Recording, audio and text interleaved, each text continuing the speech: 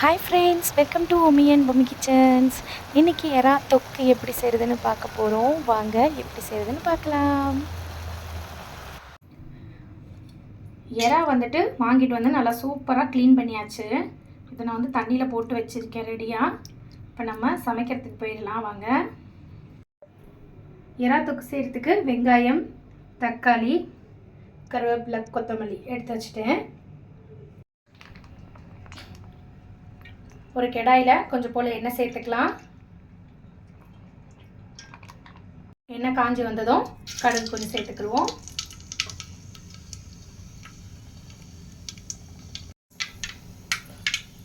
கடுகு வெடித்த உடனே வெங்காயம் சேர்த்துக்கலாம்.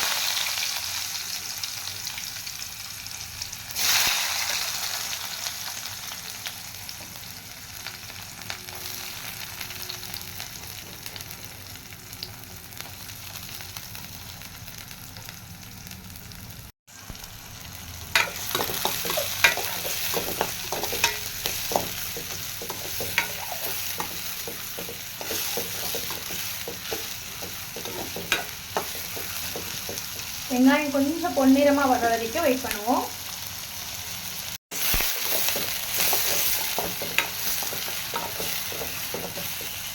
வெங்காயம் நல்லா கொஞ்சம் கோல்டன் ப்ரௌன் கலரில் வந்துருச்சு. இப்போ நம்ம இதில் தக்காளி சேர்த்துருவோம்.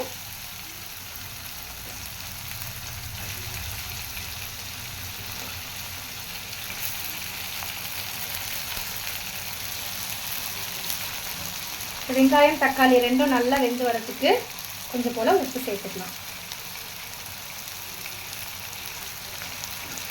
இது ரெண்டுத்தையும் நல்லா வதக்கி விட்டுக்கலாம்.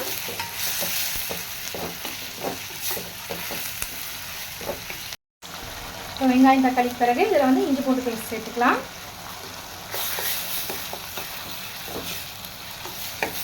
இஞ்சி பூண்டோட பச்சை வாசனை போகிற அளவுக்கு நல்லா இந்த வெங்காயம் தக்காளியோடு வதக்கி விட்டுக்கோங்க.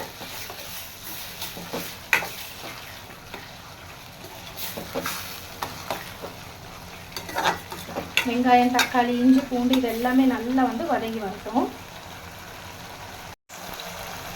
இப்போ தனி மிளகாய் தூள் சேர்த்துக்கிறேன். காரத்துக்கு தகுந்தபடி யூஸ் பண்ணிக்கலாம். பச்சை மிளகாய் சேர்த்துக்கலாம். குழந்தைங்க சாப்பிட்றதுனால வேண்டி பச்சை மிளகாய் நான் அவாய்ட் பண்ணிட்டேன். உங்களுக்கு தேவைன்னா நீங்கள் காரத்துக்காக வேண்டி கொஞ்சம் பச்சை மிளகாய் சேர்த்துக்கலாம். இதில் கொஞ்சம் கூட குழம்பு மிளகாய் தூள் ஆட் பண்ணுறேன். அதுக்கப்புறம் மஞ்சள் தூள் கொஞ்சம் சேர்த்துக்கிறேன்.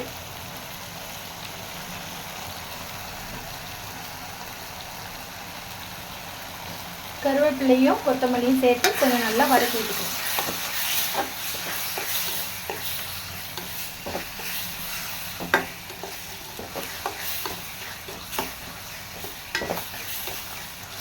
எப்பயுமே எறா சமைக்கும்போது கொஞ்சம் எக்ஸ்ட்ராவே இஞ்சியும் பூண்டையும் சேர்த்துக்கோங்க. அப்போ தான் இந்த வாயு பிடிப்புலாம் இல்லாமல் இருக்கும். நண்டு எறா இது எல்லாமே கொஞ்சம் வாயு சம்மந்தப்பட்டது தான். ஸோ நீங்கள் அதெல்லாம் சமைக்கும்போது கொஞ்சம் எக்ஸ்ட்ரா பூண்டு இஞ்சியை நச்சு அதிகமாக சேர்த்துக்கோங்க. இப்போ இதில் கொஞ்சம் போல் தண்ணி விட்டுக்கலாம். இப்போ வெங்காயம் தக்காளி இதெல்லாம் நல்லா ஒரு தொக்கு பதத்துக்கு வரணும். அது வரைக்கும் கொஞ்சம் நம்ம கிளறி விட்டு வெயிட் பண்ணுவோம். வெங்காயம் தக்காளி நல்லா வெந்து வந்துருச்சு பாருங்கள். இப்போது மல்லித்தூள் கொஞ்சம் கூட சேர்த்துக்கலாம். மல்லித்தூள் சேர்த்து கொஞ்சம் கிளறி விட்டுக்கணும். மல்லித்தூள் சேர்த்து செஞ்சால் நம்மளுக்கு நல்ல வாசமாக இருக்கும். அதுக்காக தான். அது மட்டும் இல்லாமல் வயிற்றுக்குமே மல்லித்தூள் சேர்த்து சமைக்கும்போது நல்லதும் கூட. இந்த காரம்லாம் நம்ம சாப்பிட்றோம் இல்லையா, அந்த மல்லித்தூள் உங்களுக்கு வயிற்று புண்ணுக்கு எல்லாமே ரொம்ப நல்லது. அடுத்து எறா நம்ம கழுவி வச்சுருக்கோம்ல, அதில் கொஞ்சம் போல் மஞ்சத்தூள் போட்டு அப்படியே அலசி இதில் போட்டுக்கலாம்.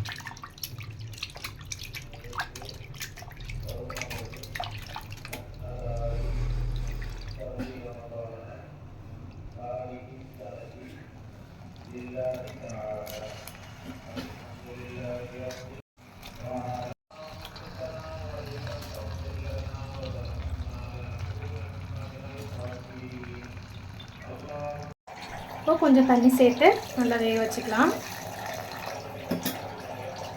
நம்ம நம்ம குழம்பு மாதிரி செய்கிறோம் அப்படின்னா கொஞ்சம் எக்ஸ்ட்ரா தண்ணி சேர்த்துக்கலாம். நான் இப்போ தொக்கு ஆட்டம் தான் செய்கிறேன். ஸோ அதனால் வந்து கொஞ்சம் போல் தண்ணி விட்டாலே போதுமானது. அந்த இறா வேகிற அளவுக்கு தண்ணி நமக்கு இருந்தால் போதுமானது.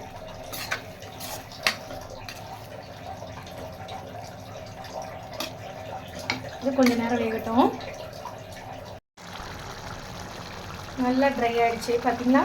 நல்லா வந்து இறா எல்லாமே வெந்து சூப்பராக வந்துடுச்சு. இப்போ இந்த ஸ்டேஜில் நம்ம பெப்பர் வந்து சேர்த்துக்க போகிறோம்.